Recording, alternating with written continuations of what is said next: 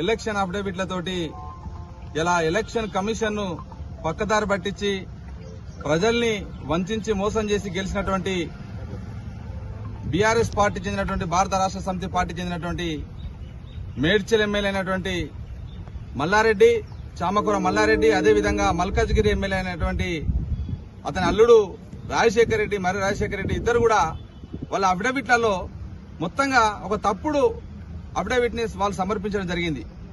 మరి ఇది representation of peoples act ప్రకారం 1951 ప్రకారం సెక్షన్ 8 లో ఉన్నది.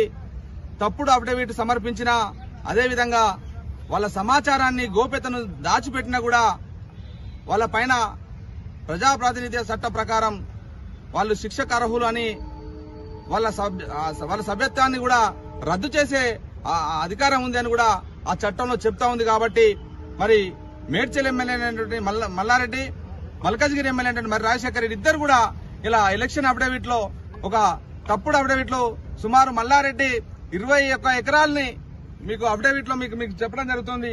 ఇక్కడ చూడండి, పోచంపల్లి విలేజ్ గాని, కండ్లకోయ విలేజ్ గాని, దూలపల్లి విలేజ్ గాని, ఈ 3 విలేజ్లలో నేను ఇక్కడ చూపించినటువంటి సర్వే నెంబర్లు అన్నింటిలో కలిపి 21 ఎకరాల భూమి ఇలా తన అఫిడవిట్ లో చూపించకుండా, అంటే సుమారు 150 నుంచి 200 కోట్ల విలువ చేసేటువంటి భూమిని ఇలా తన అఫిడవిట్ లో చూపించకుండా మల్లారెడ్డి ఎన్నికలకు ఇలా బరిలో దిగిండు.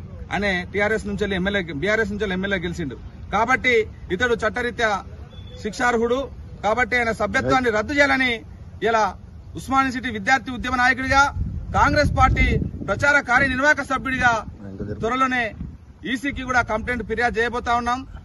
దీనిపైన చట్టరీత్యా కూడా పోరాటం చేయడానికి రాష్ట్ర ఉన్నత న్యాయస్థానాన్ని, హైకోర్టును కూడా ఆశ్రయించి అతని సభ్యత్వాన్ని రద్దు చేయాలని, మళ్లీ ఉప ఎన్నికలు నిర్వహించాలనేటువంటి డిమాండ్ తోటి ఇలా మీ ముందు ఇలా ప్రదర్శించడం జరుగుతుంది. అతని అఫిడవిట్ లో మొత్తం కూడా దీన్ని గోప్యతగా, అంటే అగ్రికల్చర్ ల్యాండ్ గా చూంచలేదు, నాన్ అగ్రికల్చర్ ల్యాండ్ గా చూంచలేదు, కమర్షియల్ ల్యాండ్ గా చూంచలేదు. మొత్తంగా ఇప్పుడు లేటెస్ట్ గా తీసినటువంటి భూభారతిలో అతని చామకూర మల్లారెడ్డి పేరు మీదే మొత్తం కూడా ఇవన్నీ కూడా చామకూర మల్లారెడ్డి పేరు మీదే ఇలా 21 ఎకరాల భూమి ఇలా తన పేరు మీద ఉంది. మరి ఈ రకంగా ఎలక్షన్ కమిషన్ పక్కదోర పట్టించినటువంటి మల్లారెడ్డి పైన చర్యలు తీసుకోవాలని త్వరలోనే ఇప్పుడు ఈ 2-3 రోజులలో ఎలక్షన్ కమిషన్ టైం తీసుకొని కూడా కలవడం జరుగుతుంది.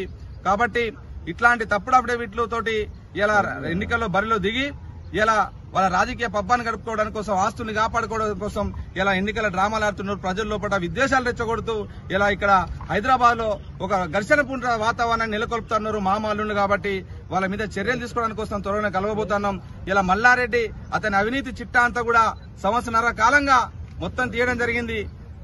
జేఎన్టీయూ అతను అక్రమంగా ప్రజల రక్త మాంసాలను పీల్చి సంపాదించినటువంటి 1000 కోట్ల భూములు, ఇలా ఎకరాలు అన్ని కూడా అతని అఫిడవిట్ మొత్తం కూడా వాటిని అన్నింటిని కూడా ఆర్టీఐ ద్వారా సేకరించడం జరిగింది.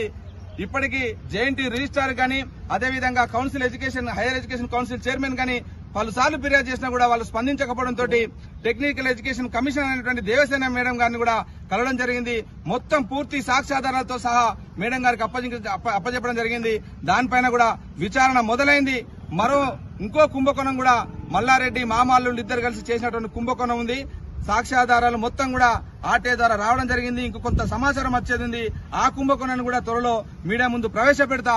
ఈ రకంగా ఇలా 1000 కోట్ల ఆస్తులు ప్రజల్ని దోసుకొని వంచి మోసం చేసి ఇలా ఎన్నికల బరిలో నిలిచి ప్రజలను మోసపూరిత మాటలతోటి ఇలా తప్పుడు అఫిడవిట్లతోటి గెలిచినటువంటి మల్లారెడ్డి, అదేవిధంగా మరి రాజశేఖర రెడ్డిల ఎమ్మెల్యే అభ్యర్థిత్వాన్ని రద్దు చేయాలని అక్కడ మేము ఎలక్షన్ కమిషన్ కోరడం జరుగుతుంది.